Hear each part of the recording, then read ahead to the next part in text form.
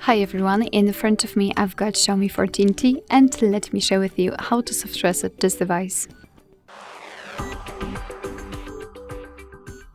So this operation will be useful if for some reason your device stopped working properly and it does not respond to your touches. You can try to soft reset it just by pressing the power button, which is located on the right side of your device. So let's press it long enough until you see the black screen and then the developer's logo. So let me try to do it. Let me press it and wait. Okay, we've got this reboot option, but let's pretend that we cannot tap on it.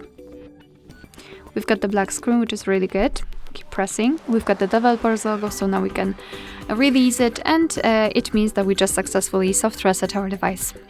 Alright, so that will be all. Thank you so much for watching. I hope that this video was helpful, and if it was, please hit the subscribe button and leave the thumbs up.